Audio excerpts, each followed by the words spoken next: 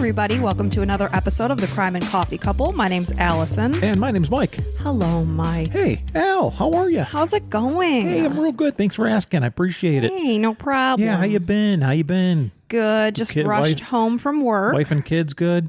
The wife and kids are good. Good. Wait, I don't have a wife. No, you don't. You're my wife. Yeah, exactly. Yeah, which is what makes this interesting, I guess.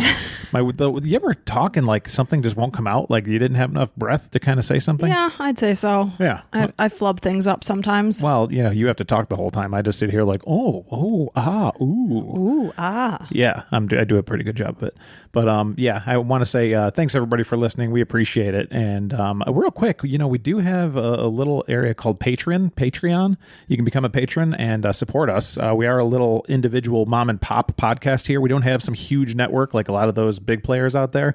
We're not a franchise. No, and you'd notice that we don't have a lot of ads, so maybe none. So you can click on some stuff that we recommend. But yeah, we try to keep it nice and simple. But go ahead and check it out. It's only like $5 to start out if you want, and then help us out. Dip your toe in the water, test us out. Yeah, but how's your week been going? Good, a little hectic. We're recording this a couple days earlier than it's released Friday. So I just rushed home from work. It's been a whirlwind of a day. Mm-hmm. But I wanted to mention the big update that we had posted on our Instagram yesterday is that after about 18 and a half years, you can technically say that the Natalee Holloway case has been officially solved, even though we all knew that absolute psychopath monster, Joran Vandersloot, was her murderer. We all knew that. Yeah. But the piece of crap finally admitted to what he did.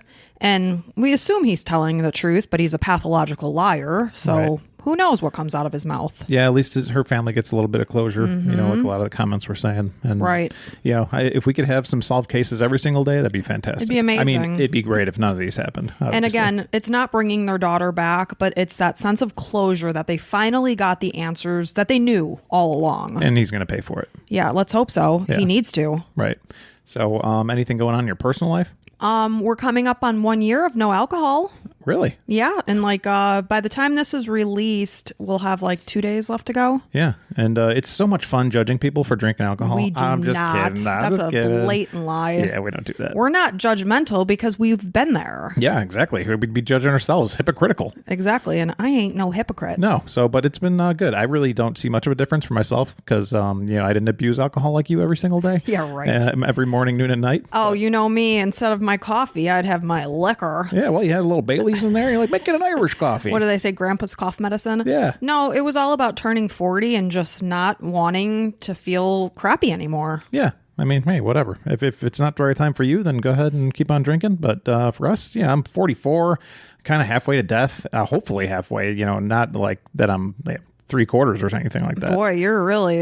Well, I'm kind of... Okay, well, we've talked about this before. Doom and gloom. So I've got the obesity thing going. I've got... my mom had a stroke when she was 30-something. Well, you've beat that. You're 44. So far, so good. And, I'm just in general, if you're going to guess who's going to die first, people would point to me immediately between the two of us. Well, I'm more high-strung, so who knows? Yeah, hey, I guess we'll find out. Hopefully it doesn't happen during the podcast. Or actually, maybe it would, and then be huge ratings. No, Mike, that's not what we want here. Hey, if it does, guys, though, make sure you tell, absolutely everybody. Be like, listen, Mike died on the air. But then it won't be the Crime and Coffee Couple. Well, it'll just be the Crime and Coffee Allison. Well, I don't want that. I'd rather you be sitting here right with me. Hey, but I could look down on you. I'd be like, hey, I was part of that. No, thank you. I was the reason. What was that cute thing I showed you? It was a poster for the wall, and it says, the way I like to take my coffee is with you, or something like that. The way I like to drink my coffee is with you. Oh, that's nice. So that's how I feel about you. So please don't leave. Okay. We have a pillow in our room that says, I want to live to be 100 plus something one day. It's Winnie the Pooh. If you live to be 100, I want to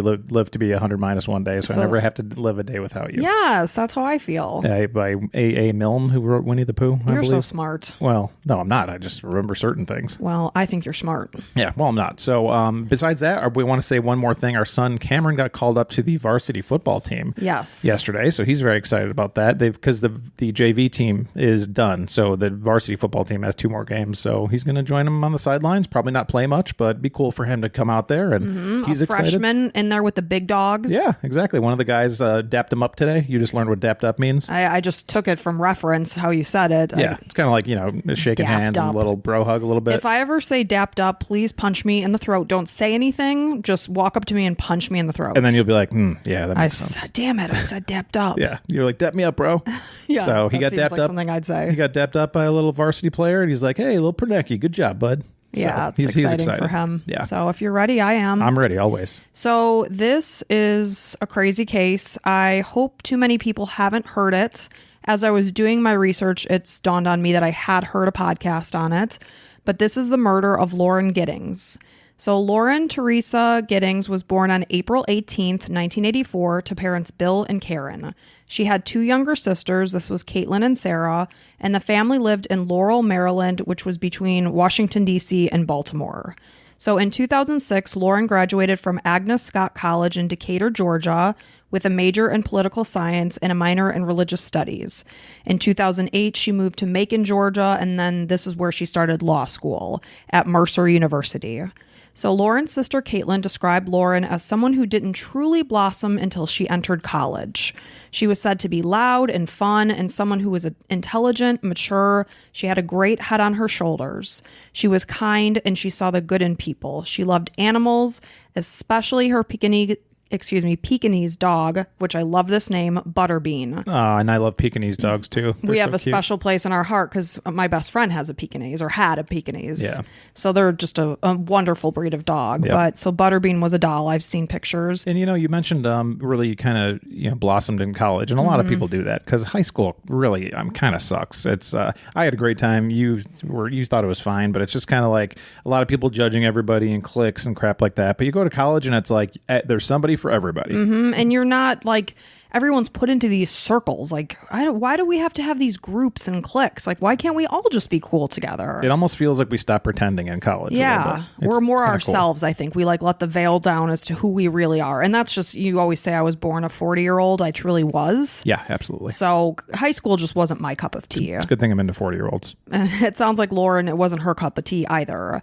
So she was very outgoing. She was somebody that never struggled to make friends. Just a friendly, smiling, nice person you would generally want to be friends with. So Lauren was in a relationship with a man named David Vandiver. He was a lawyer in Atlanta. He was actually 20 years older than Lauren. Whoa. The two met in September of 2007, and the age difference it wasn't an issue for them. They had similar senses of humor. They just clicked. And after Lauren passed the bar exam, after she was going to, the plan was that she was going to move in with David. So he's a lawyer as well. Mm-hmm. Okay. Yep, similar interests. I'd have to say that the biggest thing about those, age gaps is the kind of your references, your like pop culture. Yeah. Like somebody that's 40 while you're 20, like they'd be joking about things from the 70s or 80s. And it's like, no, I joke from the 90s, so that's a difference. But yeah. And then too, as you get older, it becomes like the gap widens. Right. So in June of 2011, Lauren was 27 years old. She was exceptionally excited because there was a light at the end of the tunnel. She was excited for her future. She was the first person in her family to attend college, and after many long years of studying law at Mercer University in Georgia, she had finally graduated. She graduated in May. So it had been a very grueling time spent focusing on her studies, but she had her eyes set on the prize of becoming a public defender. The only one hurdle that was still in her way was, of course, to pass the Georgia bar exam. And from my understanding, it's not easy. So after graduation, Lauren's sister Caitlin got married in June, so she went back home to Maryland so that obviously she could be there to celebrate with her sister. But then after the wedding, she headed back to Georgia, where she lived in Barrister's Hall, which was an apartment complex at Mercer that was designed for their law students. So she was going back there so that she could be alone in her apartment and truly put her nose to the grindstone and focus. And I know for myself, I'm constantly doing podcast research. And I always tell you, if I'm in the house at certain times of day, we have 2 cats and a dog and 2 kids. and it's impossible to focus. Like, I get 10-minute chunks of time and then I'm pulled away for some reason. So I would totally do what she did and go back to a quiet apartment by herself to study. Yeah, and your psyche is that of, this is my place of study also. So her mindset was, my goal here is to get ready to pass that damn test. So she stayed in her apartment that was directly across from the university. She warned her family ahead of time that you're really not going to be hearing much from me because I am going to be all in on studying. I'm fully immersing myself in that. So her sister Caitlin recalls talking to Lauren for the last time on Friday, June 24th via text. She didn't notice until days later that Lauren never responded after this, because we all know life gets hectic. Especially for people studying law. Yes. And even her sister, she just got married. She's got her own life going on. Sure. So the last time anyone saw Lauren was Saturday morning, which was June 25th. So the previous evening, which was Friday the 24th, she and friends went out for drinks, and then they listened to music downtown. She spent the night at her friend's house and left in the morning. From there, she went to the Macon Country Club to swim and relax by the pool. This was where David was a member. He had lent her his pass because he was out of town for the weekend. So at about 6:30 p.m., she got fast food and went back to her apartment. So one of Lauren's best friends since elementary school, this is Katie O'Hare, she lived in Maryland. So she was becoming concerned because she had not heard from Lauren for 4 days. She knew, obviously, Lauren was busy, but it wasn't like her friend to not reply to a single message. It just wasn't, even if she was busy. So on Wednesday, the 29th, Katie called around to Lauren's friends and family to see, have you heard from Lauren? Because I haven't. They hadn't. So Katie got a hold of Caitlin, and Caitlin contacted one of Lauren's friends and classmates who lived right there on campus. This is Ashley Morehouse. So since Ashley was local to where Lauren was, Caitlin asked Ashley, can you go over to Lauren's apartment and knock on her door and see if she's there? So when Ashley arrived, she did see Lauren's 2004 Mitsubishi Galant in the parking lot, but Lauren was not coming to the door when she knocked. So since Ashley knew where Lauren kept her spare apartment key, she and a couple of friends let themselves into Lauren's apartment. They saw that the place looked completely normal. Nothing was out of place. Her ID, her purse, her laptop, her books, they all sat on a table. Truly nothing was out of place. Okay. So her cell phone was there. It had died, so they plugged it in. And when it charged back up, they were able to see that any of her last texts and calls had come from Saturday, which was 4 days earlier, and this was the last time anyone had seen her. So we're all coming down to that Saturday. So Ashley called 911 at this time, and in the meantime, from Maryland, Caitlin got a hold of her dad. She's letting him know that Lauren's missing. They also called the Macon police, and Lauren's dad was starting to drive down to Macon to see what is going on. And then he was going to file a missing persons report while he was there. And then her mom was going to fly down later that same day. So when police arrived at 12:52 a.m. in the early morning hours of Thursday, June 30th, they found no signs of forced entry. No items appeared to be stolen or missing. Nothing appeared to be amiss, just as her friend said. So police left the complex that early morning now at 3 a.m. because there were no signs of Lauren. So at 9 a.m., then it's now later that morning, Thursday, June 30th, an official investigation began. So police brought in a crime lab tech team, and they used luminol inside the apartment to check for any traces of blood. Initially, they found nothing because, of course, they're going to start in the living room area where you first walk in. When they reached the bathroom, however, the room lit up like a Christmas tree. So blood covered the bathtub, smeared across the floor, and sprayed up the walls. At this point, police considered this to be a homicide case. Yeah, because of the spraying, you said. Massive amounts of blood. Yeah. Basically all over the bathroom. It's not like a little slip and fall accident. No, and Lauren's nowhere to be seen. She's not at any of the local hospitals. Sure. So at the time, there were no witnesses and no suspects. So police are literally just starting to interview anyone who lived in the apartment complex, anyone who knew Lauren, just to see, did you hear something? Did you see something? They're putting all the pieces together of Lauren's last moments. So that's where they're finding out the last time anyone truly saw her was Saturday. So as detectives remained outside Lauren's apartment, they began to smell a foul odor. So they quickly determined, and they all say when you work in this sort of like law enforcement or whatever, you know the smell of decomposition immediately. Unfortunately. So they said, one of the detectives said, while we were standing there, the wind started to turn. Immediately, I smelled an odor that I was very familiar with. We all smell things in life that smell bad, and that of a body or a decomposing body is one of the worst things you'll smell, but it is a very distinct smell. So basically, when the wind shifted, the smell seemed to be coming from these garbage bins that were sitting there on the complex. And all the cops look at each other like, oh no. Oh no, exactly. This is not what we want to find. So there, when they investigated these garbage bins, they found a human torso. And the torso was dressed only in a pair of pink jogging shorts. The body had been wrapped in black trash bags, and the head, legs, and arms were missing. It was later tragically confirmed that this torso belonged to Lauren. Sick. So Sarah and Caitlin, Lauren's sisters, had dropped their mom off at the airport at around this time, but they had to actually go back to the airport and pick their mom up after hearing this horrible news because they did not want their mom to hear this while she was by herself. Yeah. So police extended their search to an area of the neighborhood 10 blocks from the apartment, basically looking in that whole vicinity to try to help find clues that would solve this case. The following week, they searched in and around the apartments as well as along the Ocmulgee River, which, of course, I looked that up yesterday and forgot, like I have dementia. So this was a land, they looked there, they looked in a Macon landfill, the drains, sewage systems. They were trying to locate the other parts of Lauren's body. It's so hard to even say that, yeah, you know? It's like we're talking about it like matter of fact, and it's just so sad if you think about the human aspect. It's absolutely tragic. So they looked everywhere, all through the 16 buildings of apartments where Lauren lived as well. So when local media learned of this case, of course, they want to get the coverage. They all swarmed the area of Lauren's apartment complex. And as they did, they interviewed Lauren's next door neighbor. Excuse me, this is Stephen McDaniel. So he was just like kind of hanging around the area, and they basically just grabbed him to talk to him, you know, just to get a bit like a piece. Yeah, what's been going on? Can you explain the situation? So as they spoke with Stephen, who was a fellow law student who had been in class with Lauren, he seemed like a concerned local who was worried about his missing neighbor. The man seemed eccentric, but genuinely concerned for Lauren.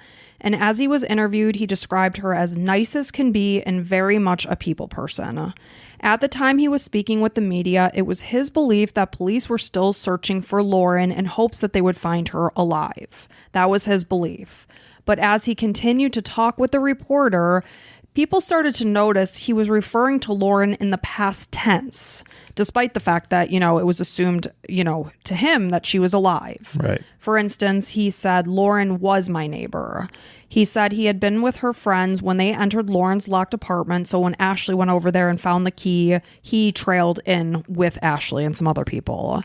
So he speculated that someone could have snatched her while she was out running. As they continued to speak, the reporter made mention that a body had been found in the parking lot area.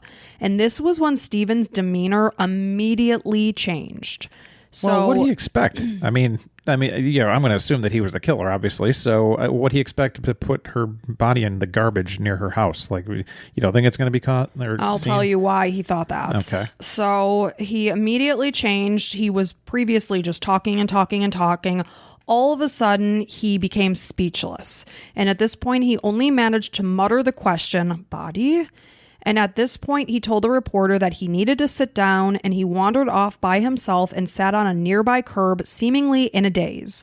And now keep in mind that this was on TV. Right. This was caught on TV. You can see this on YouTube. You can watch this whole interview. So when he regained his composure and managed to come back to the interview, Stephen was visibly distraught. He was saying that he could not imagine who would possibly hurt Lauren since she was such a nice person. He mentioned that Lauren had actually intended to move out of her apartment that very day. So he breathed heavily, he began crying, though tears were not visible. And as he continued to speak about Lauren, he seemed to be able to quickly go from this like panting and crying, you can put in quotes, to answering questions more calmly and clearly. So it was kind of like erratic, you could say. And he also said that when her friends checked her computer, they found an email that Lauren had sent, and in it she mentioned that she was scared and that someone had tried to break into her apartment on Thursday night and she was afraid to stay there. So he said that to the reporter. So just to give you a little bit of a background, Stephen was born on September 8th, 1985. He was raised near Atlanta, Georgia, to parents Mark and Glenda. He basically had a pretty unremarkable childhood. In college, he kept mostly to himself. He was shy and awkward around others. You could tell in the interview, like, kind of a odd demeanor. At the time of Lauren's murder, Stephen had only 2 more weeks in his apartment lease or on his apartment lease, and then he was going to move back in with his parents. So Stephen was 6 feet tall, he was lanky, and he had this unruly mane of just huge frizzy brown curls. So while many found him odd, Lauren had always been kind to him. The two had each moved into Barrister Hall in the same week of August 2008, 3 years earlier. They lived next door to each other throughout that whole time. Wow, so they know each other pretty well. Mm-hmm. Being a generally nice person, Lauren was friendly with her interactions with Stephen. She was always polite, even when he would offer on multiple occasions to take her out on a date. She always turned him down nicely, explained that she had a boyfriend, and, never was she rude to him. So both Stephen and Lauren had been members of Mercer's chapter for the Federalist Society throughout their time in law school. Lauren had been elected president while Stephen served as vice president. He was described as dependable, obsessively neat, and even as a small child, he was super neat. And he was also said to be very intelligent. So before his interview, police spoke with Lauren's neighbors and each agreed to have their apartments searched except for Stephen. So he claimed, "It's the lawyer in me, and I'm always protective of my space." Kind of makes sense. And he eventually allowed one detective to walk through, but only if he could be there at the same time. I'm sorry, if my neighbor was missing and I had nothing to do with her disappearance, sure, officers, come on in. I say this every time, but it's like, I always worry. What if they find something that had nothing to do with it, but they think it does, and all of a sudden I'm a suspect, and then I'm getting grilled, and it's like, I'd rather that you not search if you don't have to. Like, there's nothing here. I promise there's not. Yeah, but then that makes you stand out to them. Like, sure, what do you have luck. to hide? Why don't you want us? Well, to here's the thing: through? if you're not guilty, then you don't have to worry about anything because they're not going to find anything to be able to search your house. True. So I don't know. I'm not advocating for people not to, but just telling you what's going on in my brain.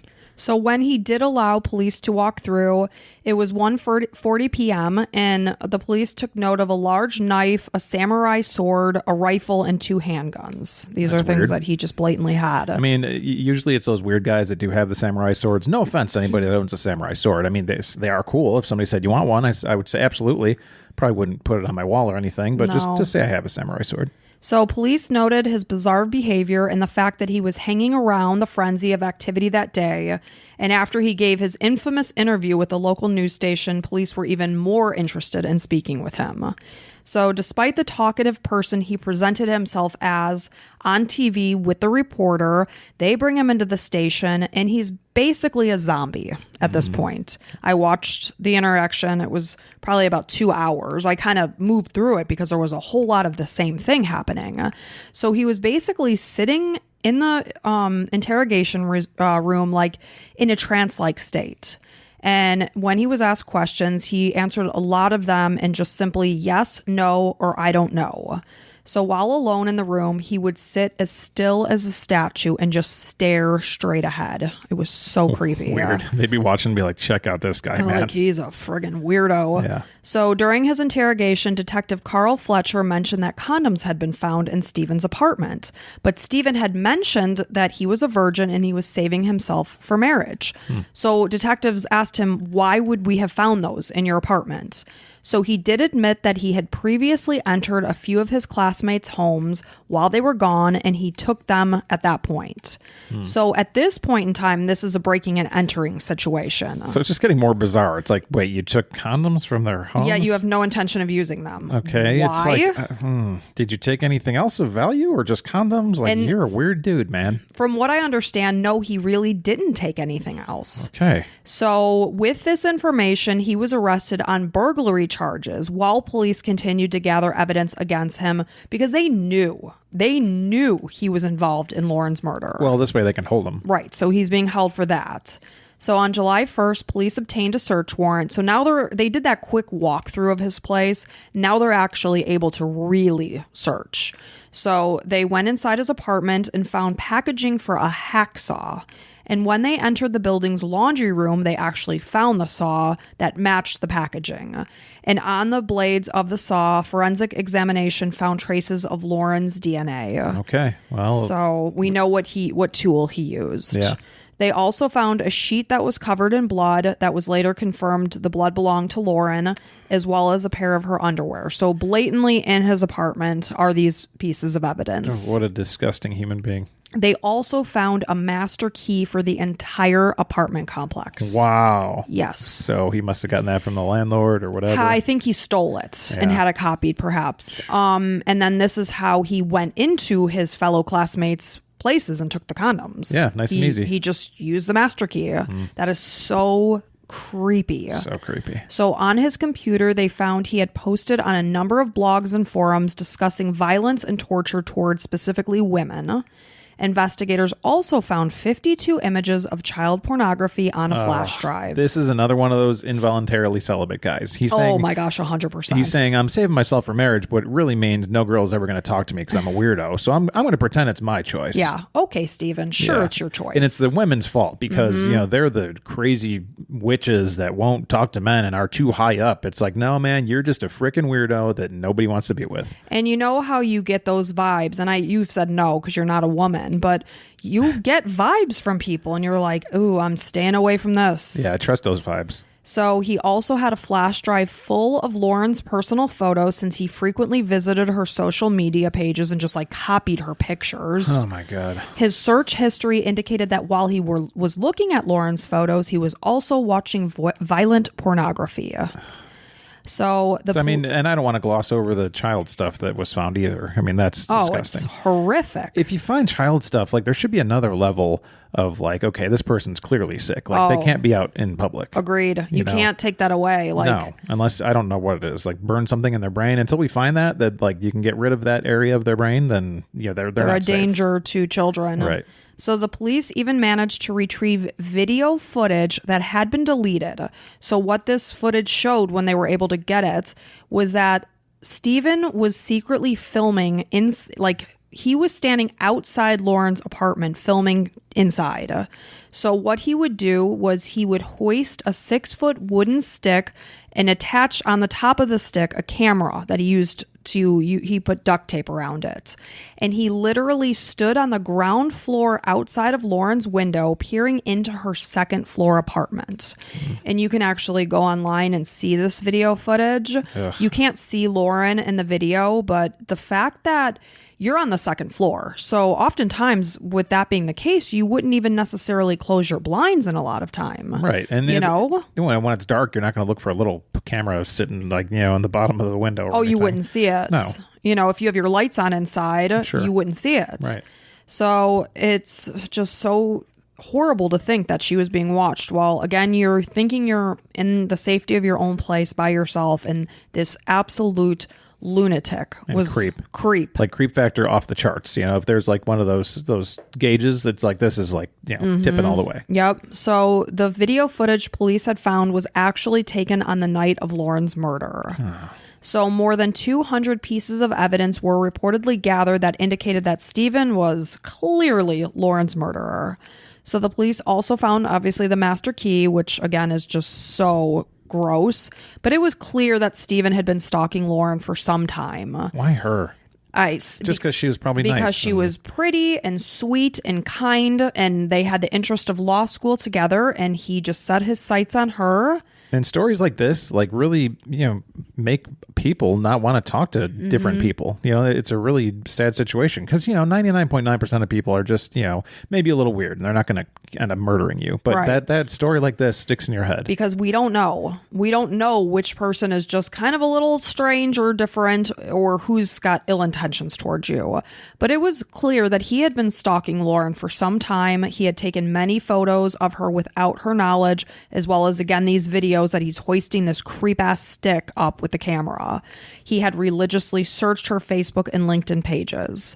Lauren had been suspicious that something was going on within her apartment. A year before her murder, Lauren had spoken with her sister about the fact that she swore things had been moved around when she was out of the apartment. It's like something she said to her sister, I feel like someone has been in here while I've been gone. Mm-hmm. That's horrible, especially when you live alone. Yep. So before her murder, Lauren's fears were growing, and the last email she sent was to her boyfriend. This was the email that Stephen was referencing when he was talking to the reporters, that Lauren said something about somebody having broken into her apartment. So she emailed David on June 25th, 2011, while he was away on a golf trip in California. She told him that she believed that someone had tried to break into her apartment on Thursday night and referred to whoever it was as Macon hoodlums.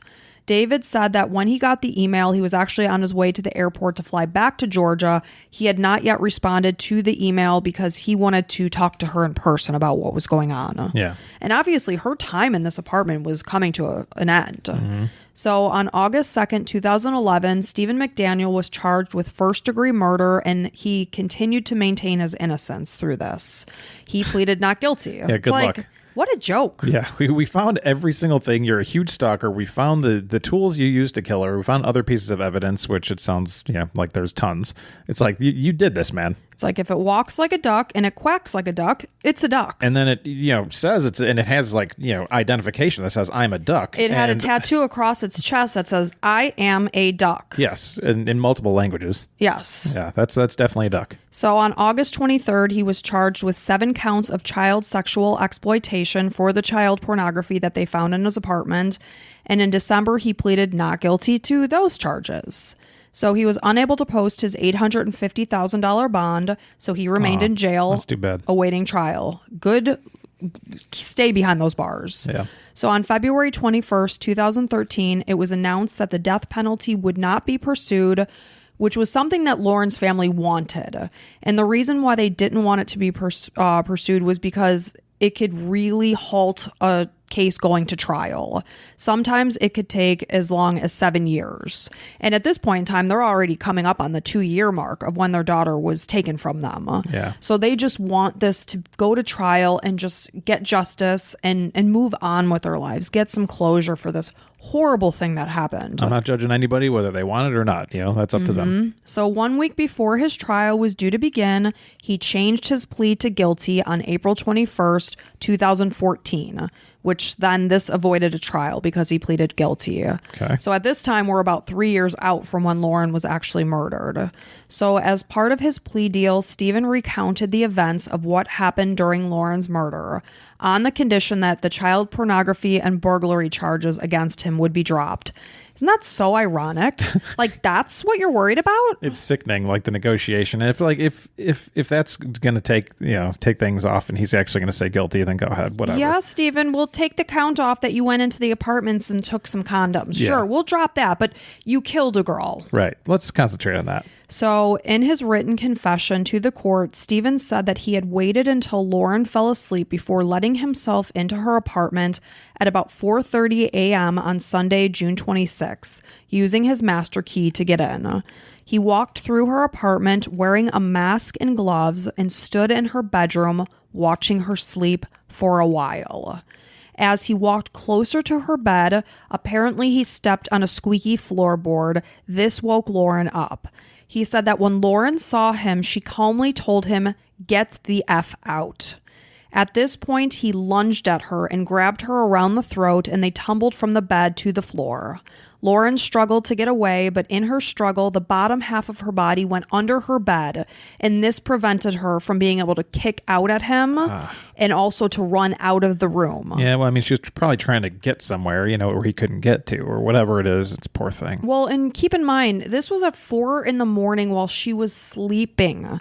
You can't, I have no idea what I'm doing for the first 15 minutes when I wake up. You do not expect in the darkness of your own bedroom to hear a squeak and look up and there's a person with a mask standing in front of you. Choking you seconds later. It's the worst. It's the thing we have nightmares about. When I'm home alone, this is the scenario that's in my mind. It's a nightmare.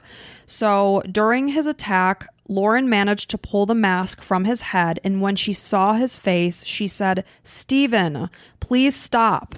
Isn't that just so heart-wrenching that this girl was kind to him in every interaction they ever had. And you would think that once he's recognized, it would like almost hit him, somewhere, but he must not just have that humanity to him at all. No. And he indicated that he strangled Lauren for 15 minutes until she stopped moving. And when she did, he dragged her body from the bedroom and into the bathroom. And you know what I don't know if it's even possible, but like stories like this, it might be, we probably don't have that control, but just to like pretend that you're dead, a minute in or something. But I don't know if it's possible. Like your brain is probably in such shock that it's just trying to gasp for air that like you're doing whatever, Of course. I mean, that's the first thing I would, try to like learn from these types of situations is like just pretend and lay there. Cause like we always say, it takes much longer than you think. Well, right? 15 minutes. I mean, He worked on, I hate to even say that. And I'm not trying to say anything about Lauren at all. I want to make that clear, 100% clear, but it's just so gut wrenching that he choked her for 15 minutes, knowing full well she knew who he was. 15 minutes is a very long time to be doing something like that. Like 3 minutes is a long time. You sit here for 3 minutes and think choking somebody? Like imagine 5 times that. And I think it probably took as long as it did because I'm sure Lauren tried to fight her ass off. Yeah. So this monster dragged her body into the bathroom. He placed her into the bathtub and then he left her apartment and returned to his own just next door. He claimed he had not gone into her apartment with the intention of killing her. He only did so because she woke up and recognized him. He just wanted to watch her sleep? Yeah, according to him. Who the hell knows? Right. So he then logged onto his computer and spent the whole day Sunday online, looking at God knows what, and then returned to Lauren's apartment that evening where he then dismembered her in her bathtub. He placed her body parts in black garbage bags and scattered them in various dumpsters around the university. And sadly, most of these dumpsters had gotten emptied and they'll never recover the rest of Lauren. Yeah. So he placed Lauren's torso, of course, as we know, in the trash bin right at the apartment complex on June 28th. So normally the garbage would have already been removed from the apartment complex when police did discover her torso. So that's why he was so sure he got away with it, because 9 times out of 10, the garbage men would have already come through that area and taken the trash. Yeah. Like our garbage goes out at like between 4 and 5 a.m. in the morning. So by 10 a.m. you expect you're in the clear. Right. So he was cocky, and that's why he spoke to the reporters, because it was his impression. All the evidence was gone. Why was it delayed? Did they ever say? No, they didn't. So, again, when Stephen gave his interview, it was his belief that he was in the clear. So it was discovered that Lauren was set to move out of her apartment that week. So odds are Stephen knew that his opportunity to do something bold in his demented head, what he considered to be bold, he knew time was running out. Yeah. And in fact, when he spoke to the reporters on TV, he had said Lauren was actually going to move out that day. So I think that's why he took this opportunity to make his attack. Yeah. He had been spying on Lauren for months. Again, he kept using this camera on a stick. He was devastated that he would never see her again. And, they had both graduated. His chapter with knowing Lauren was closing. The girl he's obsessed with. Yep. So he claimed that as he helped Lauren's friends search for her, he spoke with when he spoke with reporters, he said he was in a dream-like delusional state and convinced himself that Lauren was actually still alive. Yeah, sure, whatever. Sure you did. Full of shit. And like you're just saying right now, Lauren's dad indicates that he believes about 1/3 of the things that comes out of Stephen's mouth because he did have so much time to put this demented story together. So who knows what's true? Right. And he may have gone into that apartment with the full intention of killing her. And, Stephen, for one thing, lawyers are supposed to be good talkers, and he slipped up when he said, they talked about her in the past tense. Yeah. And that's, you're an idiot, Stephen. Congratulations. And even just being out there loitering about, like, dude, how'd that work out for you? You're an asshole. Dirtbag. So on April 21st, 2014, Stephen McDaniel was found guilty and sentenced to life in prison with the possibility of parole after 30 years. So in 2018, he did try to appeal his sentence. He was denied by the Richmond County Superior Court. He remains at Hancock State Prison. He will not be eligible for parole until 2041, but he will be only 55 years old. So young enough to wreak havoc on this world. Yeah, that's insane, man. I hate these freaking stories where it's like this piece of crap will be out in public again and looking up child porn and looking at some girls and whatever it's going to take. Like, he's going to do something bad, guaranteed. Like, he should be killed in jail, like prison, whatever. He should be beaten like within an inch of his life. Like, it's horrible. Like, he can't be out with us. What I will tell you, though, and this is just a thought, but District Attorney David Cook fully expects that Stephen will spend the rest of his life behind bars. It's his belief that he will be denied parole at any of his hearings when he becomes eligible in 2041. Time will tell. Yeah, I mean, it all depends who's running the state or whatever. But, I mean, the South usually is pretty tough on that stuff. So in 2018, Stephen argued for a retrial. He claimed that his rights had been violated at the time of his arrest. I mean, if I'm a judge, I'm like, blah, blah, blah. You violated every single right of every single human being you had on picture, not to mention the girl life you took. Tell me more about how your rights were violated. Yeah. Using what he'd learned in law school, he accused the police of using improper interrogation techniques and intimidation. He also claimed that he had been insulted, yelled at, and he was denied medical care. In 2022, he filed a petition arguing that the district attorney had stolen some of his defense documents and requested that the court vacate his conviction and release him. Okay. Well, obviously that didn't work out for him. He's still behind bars. In 2021, as the 10-year anniversary of Lauren's brutal murder approached, her family reflected on all that Lauren has missed in those passing years.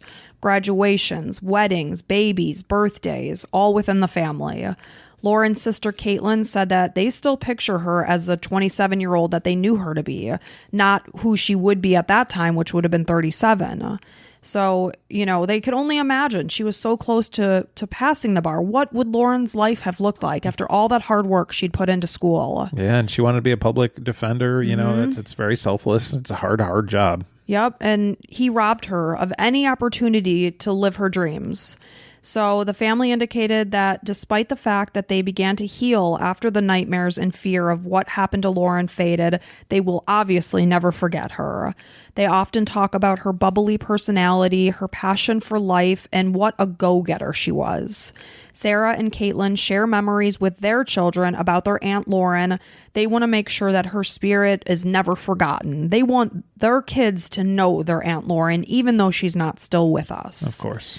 And her sister, Caitlin, actually named her daughter Lauren in honor of her sister, which That's just sweet. makes me want to cry. Yeah, me too. So, excuse me. No, it's okay. They keep the tradition alive that Lauren started, and this just makes me love Lauren. It's called Pink Wednesdays. This is my kind of gal. So on these Pink Wednesdays, Lauren would wear pink to work, and she would eat cake that day. I love that tradition. Not necessarily a pink cake, but any kind of cake. Any kind of cake. Just like, you know what? It's Pink Wednesday. I'm going to allow myself to have a cake. Couldn't you imagine me starting something like that? Well, you already started Blizzard Sundays, so Pink Wednesdays might make a sense. I know. Oh, it just makes me love her. It's you got to celebrate some days, even if it means nothing, you know? Well, especially by Wednesday, it's like, oh, it's hump day. We're halfway there, but it's like you still feel like there's a million miles to go. So I just love little things like that. Yeah, that's cute. So they're especially thankful that they had time together as a family because Caitlin got married in June, and Lauren wouldn't have come up at that point to be with the family had Caitlin not gotten married because she was so focused on the bar exam. So the fact that they were all together celebrating life and a new relationship, they are so thankful that they had that, because it was later, just a week later, Lauren was taken from them. It sounds like a tremendous family. Like they really amazing. Kind of love each other and, celebrate good things and, just celebrate the thing. You can't change the past. You can't change that Lauren's gone, but you can think of the good things. Yeah. So we were all together. That was amazing. And it was a wonderful memory. And they celebrate that. And they think of the good memories, like you just said, the most. They try to think about all the great things about Lauren rather than the tragic and horrible way that she was taken from this world. Yeah. And it sounds like she was just such a special girl. And this is just the horribly sad story of the murder of Lauren Giddings. It's terrible. Well, thank you for telling it. And you started out by saying that I'm not sure if anybody's heard this one before, but like they're all special stories. Unfortunately, these are the worst days of these people's lives, every single story that we have. And whether you heard it or not, hopefully we can all remember Lauren and maybe have yourself a Pink Wednesday sometime. Right, exactly. If you're having a piece of cake on Wednesday or, wearing pink that day, think of Lauren. Yeah, for sure. Well, thank you for telling that story. We appreciate it. And if you like what you've heard, not only, leave a couple of reviews or whatever, but like I mentioned, come on over to Patreon and there's 33 plus episodes available for you in the bonus fashion. So check us out. I want to say welcome to the Crime and Coffee Couple Club to Rachel, Megan, Will, and Tristan. So thank you guys so much. It means the world to us. Yes, especially And I know Allison. we always say it, but Mike will text me. I'm normally running through the hallways of work like a crazy person, and I just stop in my tracks, and it totally lifts me. Yeah. So thank you guys so much, each and every one of you, for being here. If you want to support us and leave a 5-star review, like Mike said, anything you can do, we appreciate the heck out of you, and you also in the back. That's right. And until next time, bye.